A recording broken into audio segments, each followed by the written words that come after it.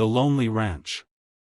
The vast expanse of the Vance Ranch stretched out before Jebediah, a patchwork of sun-baked earth and fading green, mirroring the desolation in his own heart. The silence, once a comfort, had become a shroud since Martha's passing.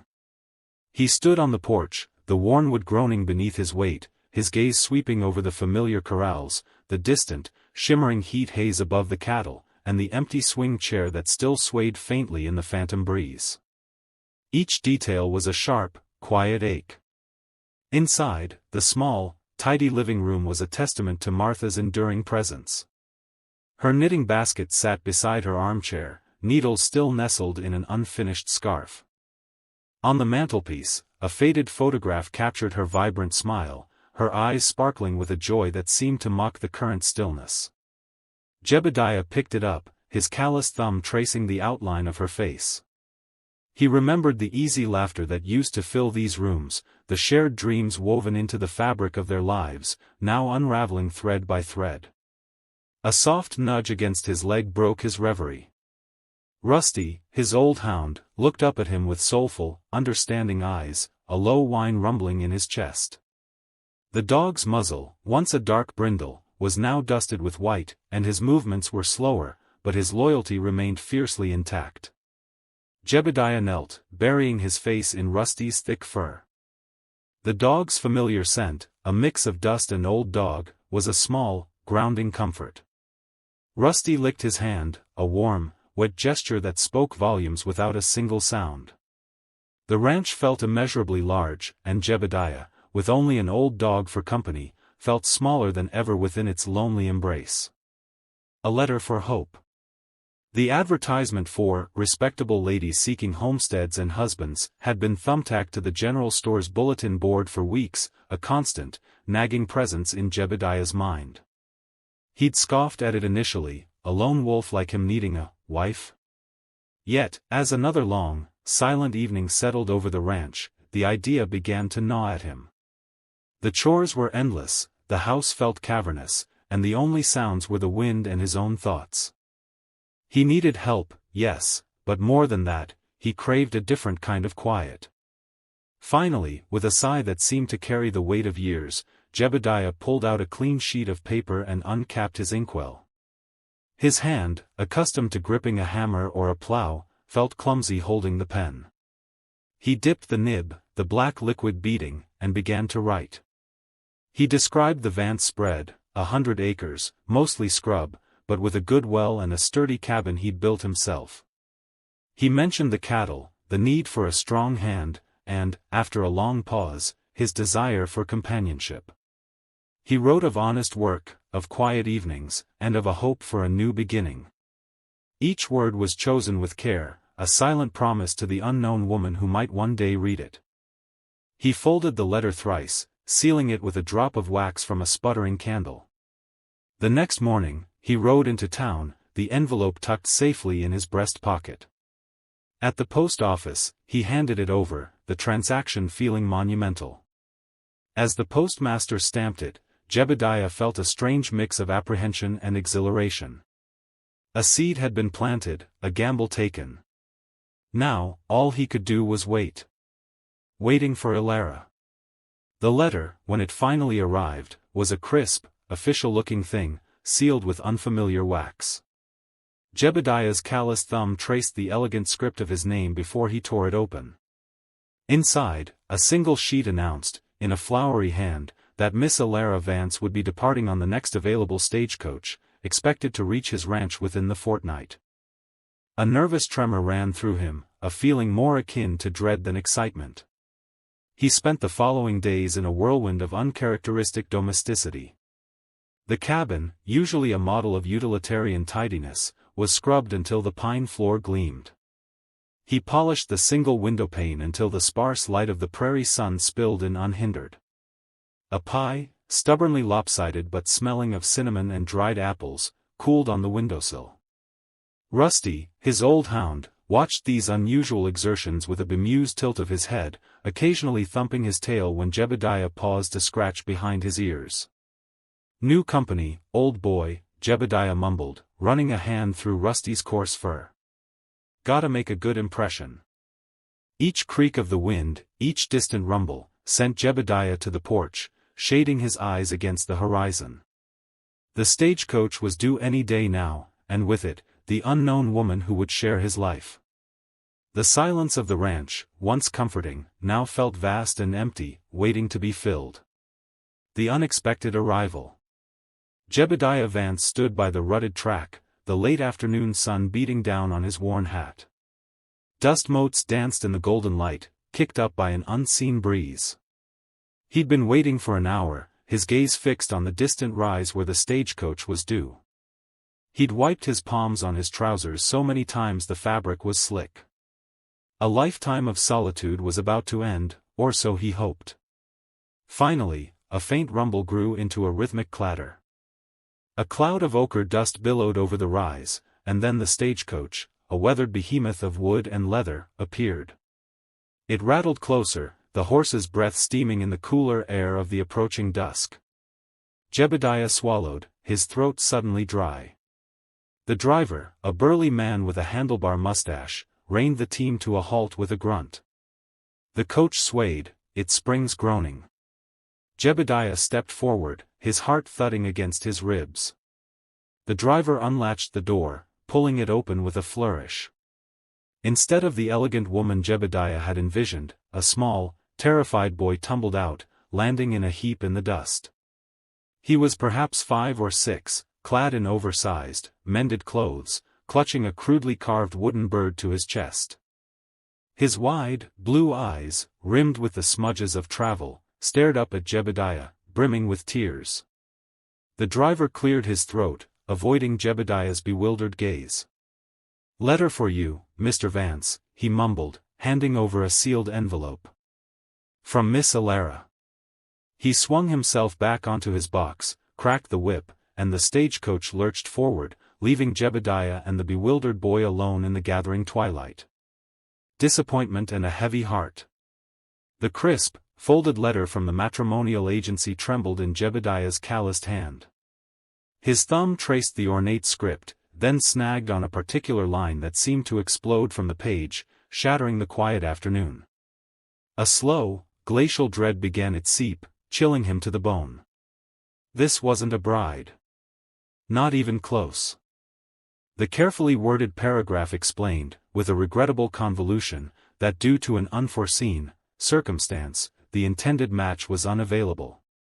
In her stead, and as a gesture of their unwavering commitment to client satisfaction, they had arranged for a suitable ward. A child. His gaze snapped from the damning words to the diminutive figure huddled by the stagecoach. Finn, no older than 7 or 8, clutched a worn satchel, his eyes wide with a primal uncertainty. The boy's dusty trousers hung loose, and his hair, the color of sun-bleached straw, fell over a brow already furrowed with apprehension. He looked utterly adrift, a tiny anchorless vessel against the vast, indifferent landscape. This wasn't the sturdy woman he'd envisioned, the one who would share the ranch's burdens, who would fill the aching silence of his home. This was a child, utterly dependent, heartbreakingly vulnerable. A long, weary exhalation escaped Jebediah's lips, a sound heavy with the dust of thwarted hopes. He'd paid good money, waited months, only to be presented with this unexpected, fragile responsibility. His heart, usually a stoic, unyielding muscle, felt like a lead plummet in his chest. Yet, looking at the boy, so small and alone, a different kind of ache began to stir. He couldn't send him back. Finn had nowhere else to go. Jebediah cleared his throat, the sound rough, like gravel shifting. "Well, come on then, boy," he rumbled, waving a hand towards the cabin. "Don't just stand there. Get inside." Clumsy beginnings. The first few days with Finn were an exercise in awkward silence and the clatter of dropped objects. Jebediah, accustomed to the rhythmic creak of the porch swing and Rusty's contented snores, now navigated a landscape punctuated by small, startled gasps and the sharp crack of breaking ceramic. Dinner was a particularly tense affair. Finn, perched on 2 stacked cushions, gripped his fork like a foreign implement. When he reached for a biscuit, his elbow snagged the edge of his plate. It tumbled, shattering into 3 distinct pieces on the rough-hewn floor. Rusty, startled from his doze beneath the table, let out a low grumble. Jebediah clenched his jaw.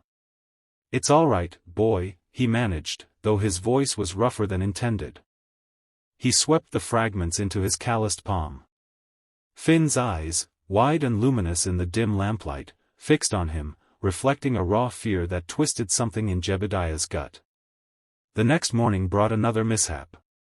While trying to pour milk into his tin cup, Finn's small hands trembled, sending a white cascade over the table and dribbling onto the floorboards.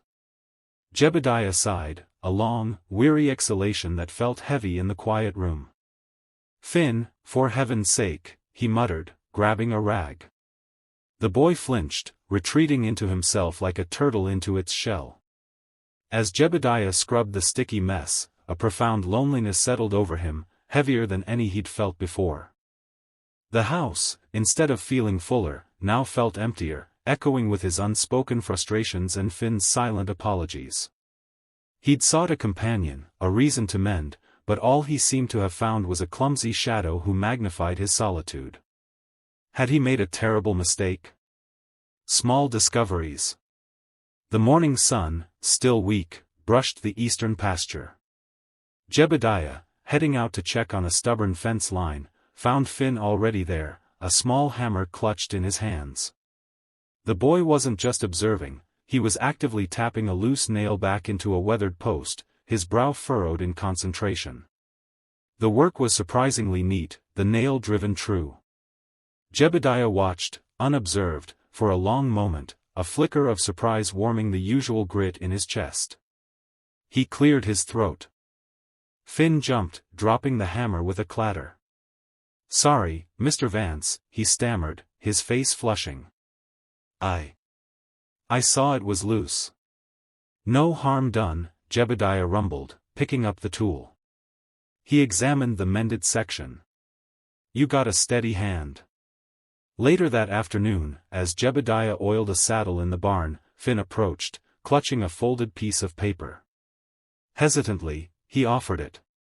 It was a charcoal drawing, simple yet remarkably accurate. Rusty, curled by the porch, and beyond him, the familiar silhouette of the ranch house against a smudged sky.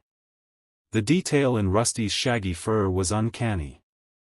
Jebediah traced the lines with a calloused finger, a slow smile pulling at the corners of his mouth.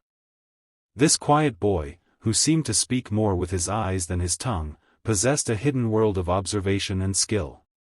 It wasn't just a timid child he'd found on that stagecoach. It was something more. Something resilient. The storm and the team. The sky, bruised purple and green, finally ripped open.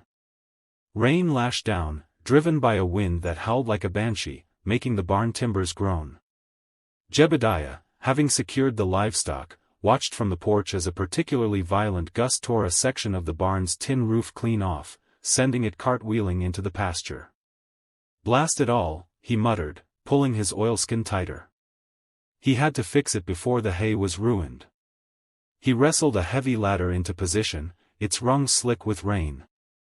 The wind fought him every step of the way as he ascended, a hammer and nails tucked into his belt. Balancing precariously, he tried to hoist a sheet of salvaged tin, but the wind snatched at it, threatening to send him tumbling. His muscles screamed with the effort. This wasn't a one-man job, and the frustration gnawed at him. Suddenly, a small, resolute figure appeared below. Finn, his small frame almost lost in Jebediah's oversized raincoat, held a coil of rope and a handful of nails. "Need these, Pa?" he shouted over the din, his voice surprisingly steady. Jebediah grunted, a flicker of surprise in his eyes. Finn then braced the bottom of the ladder with his small shoulder, his brow furrowed in concentration. When Jebediah secured a timber, Finn was there, steadying it with surprising strength, his small hands gripping the rough wood. They worked in a rhythm, a silent partnership against the storm's fury, the boy anticipating Jebediah's next move, a genuine team emerging amidst the chaos. A new kind of family. The last nail found its home with a decisive thwack, sealing the repaired section of roof. Jebediah wiped sweat from his brow, his gaze falling to Finn below. The boy, splattered with mud from helping haul timbers, beamed up at him, a smear of dirt across his cheek highlighting the genuine joy in his eyes. Rusty, ever vigilant, gave a soft woof from the porch, his tail a slow, rhythmic thud against the wood. Jebediah had sent for a bride, a sturdy woman to share the silent expanse of his life. Instead, a fragile boy had stepped off the stage, a silent accusation of deceit. Disappointment had been a bitter taste, but watching Finn now, a strange warmth bloomed in his chest. The ranch, once a hollow echo of his own solitude, no longer felt quiet. It hummed with the soft scuff of Finn's boots, the murmur of his questions, the occasional bursts of his laughter. He hadn't found a wife, no, but he had found something else entirely. A companion, a helper, a small, resilient spark that had ignited a new kind of family. As the sun bled orange and purple across the vast sky, Jebediah settled onto the porch step. Finn, clutching a crudely carved wooden bird, sat beside him, his small shoulder a comforting weight against Jebediah's leg. Rusty, sensing the shift in atmosphere, rested his head on Jebediah's knee, a contented sigh escaping him. The stillness that descended wasn't empty, it was full, brimming with the quiet presence of three disparate souls, bound by the fading light and the promise of a shared tomorrow. A new kind of family, indeed.